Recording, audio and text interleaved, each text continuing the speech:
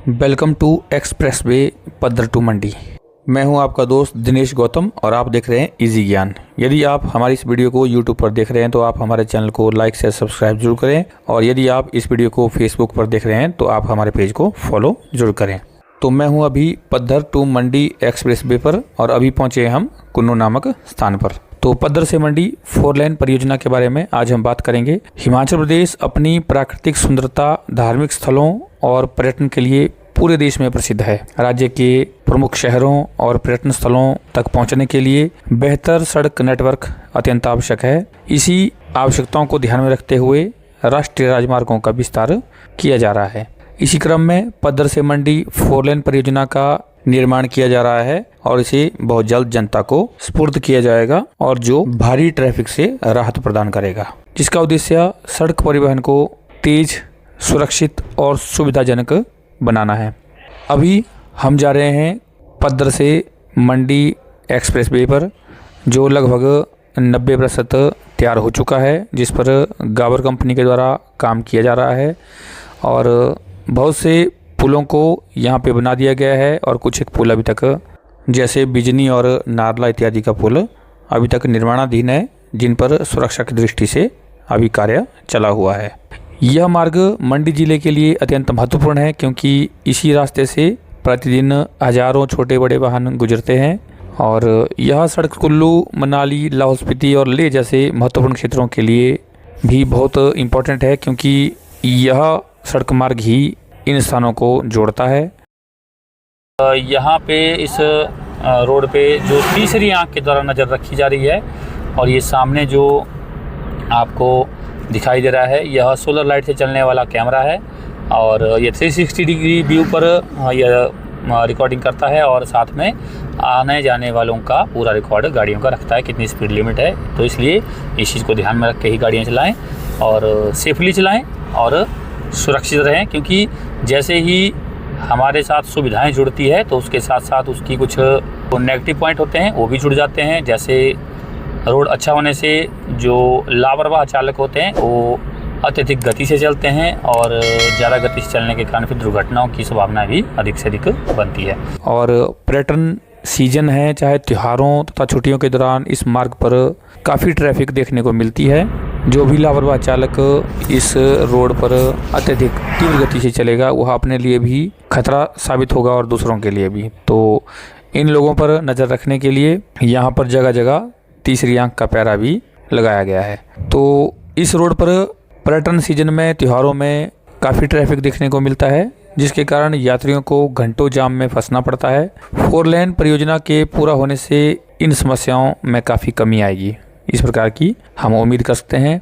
और सड़क किसी भी प्रदेश के आर्थिक और सामाजिक विकास की रीढ़ होती है। अच्छी सड़कें व्यापार, पर्यटन, शिक्षा, स्वास्थ्य और रोजगार के अवसरों को भी बढ़ावा देती है।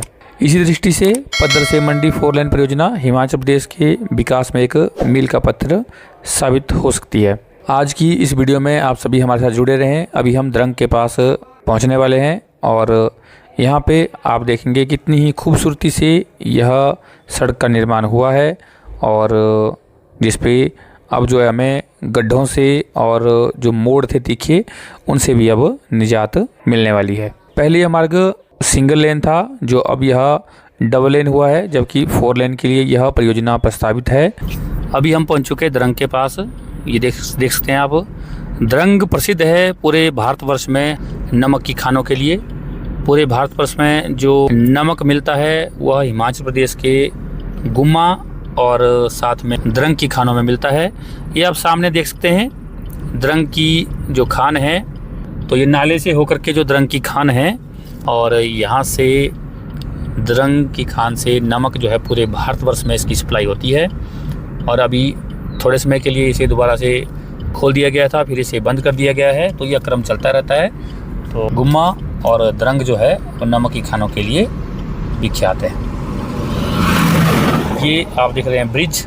यहाँ पे इस ब्रिज पे देखिए आवाजाही वाहनों की हो रही है, जो इसका सिंगल लेन था। वर्तमान समय में बढ़ते यातायात के लिए वह पर्याप्त नहीं था और भारी मालवाहक ट्रकों जैसे बसों, टैक्सियों और निजी वाहनों की लगातार बढ़ती संख्या के कारण सड़क पर अक्सर लंबा जाम लग जाता था और बरसात के मौसम में तो भूस्खलन और सड़क क्षतिग्रस्त होने के कारण भी यात्रा को यह जो मंडी से पठानकोट का रोड है यह कठिन बना देता था। परंतु 4 लेन परियोजना का मुख्य उद्देश्य इन समस्याओं का समाधान करना है, जिसमें कि सड़क चौड़ी होने से वाहनों की आवाजाही आसान हो सकती है, दुर्घटनाओं में भी इससे कमी आएगी और यात्रा का समय भी कम होगा। इसके साथ ही आधुनिक तकनीक से बनाए जा रहे पुल, ड्रेनेज सिस्टम और सुरक्षा दीवारें और साथ ही और ढलानों की सुरक्षा व्यवस्था सड़क को अत्यधिक सुरक्षित और टिकाऊ बनाएगी।